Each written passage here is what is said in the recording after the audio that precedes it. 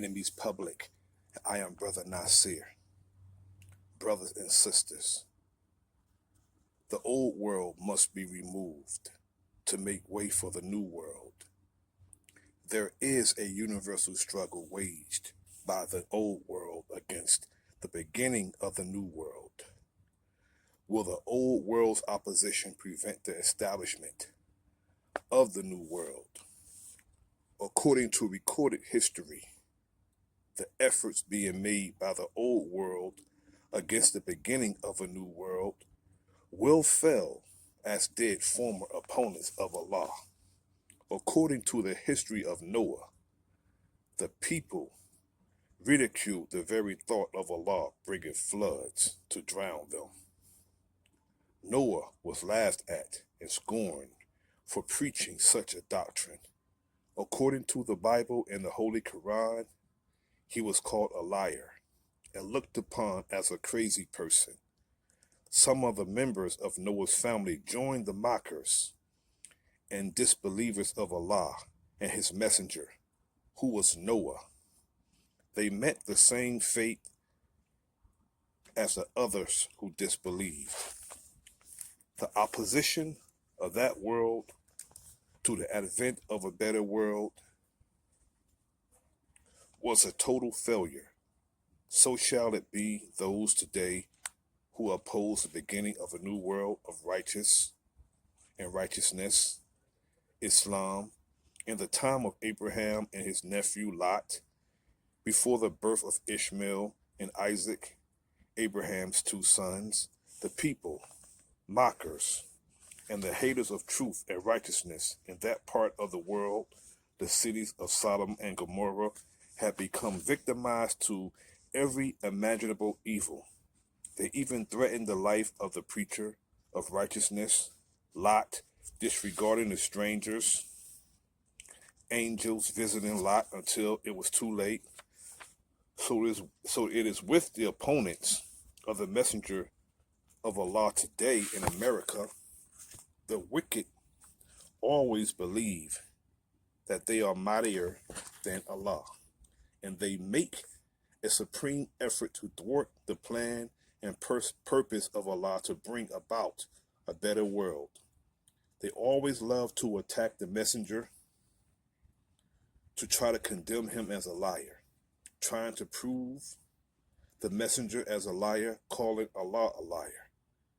The Holy Quran repeatedly prophesies a miserable, shameful, and disgraceful defeat for the disbelievers and the hypocrites in their campaign against the last messenger of Allah, whom Allah will raise in the time of the resurrection of the dead people.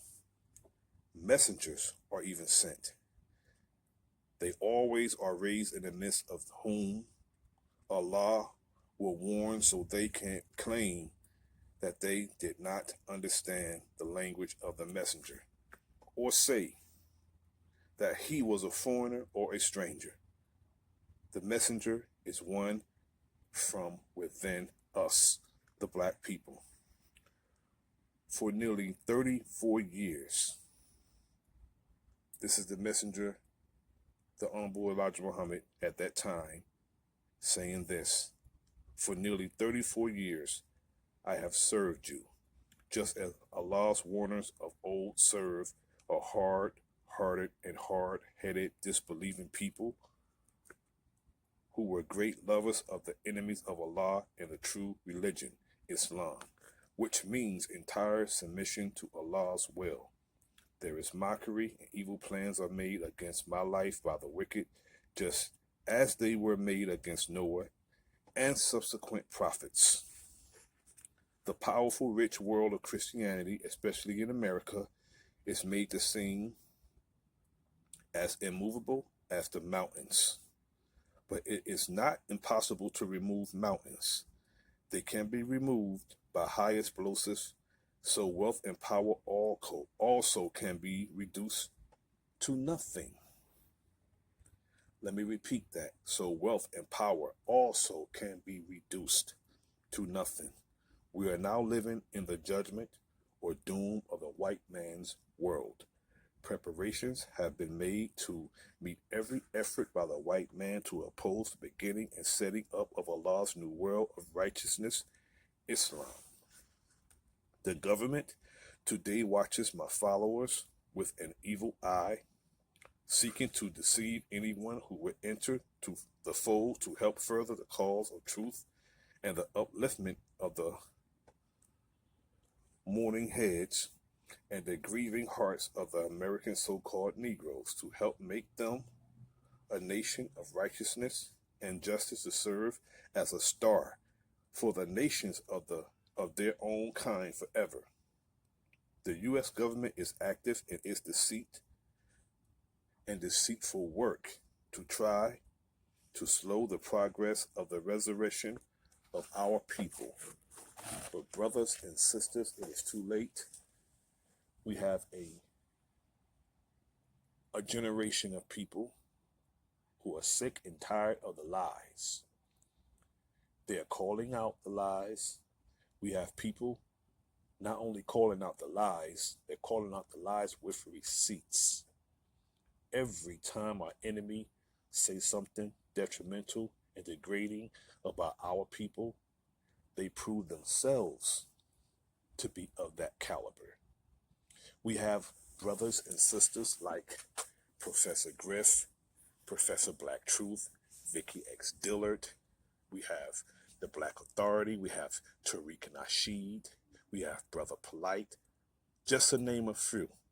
I know people have things to say about some of these brothers and sisters, yet if you disagree with one iota of what the brother or sister said, learn how to take the nutrients out of the fruit and leave the peelings.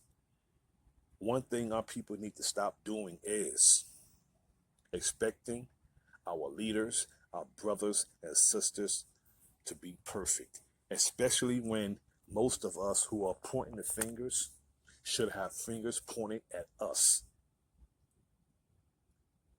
We love to ridicule, we love to mock, we love to what they call expose our brothers and sisters. Today, that's the time we're in. We spend so much time exposing our brothers and our sisters when it's others to be exposed. I know we shouldn't live among crooks and thieves and those who use us for their own personal agenda as opposed to the whole of our people. Yet, brothers and sisters, we've been used for 500 years by an open and consistent enemy, and it's time for us to look inward to get rid of the N-word. This is the Enemy's Public. I am Bro.Nasir. Like, share, subscribe, leave a comment in the comment section. Peace.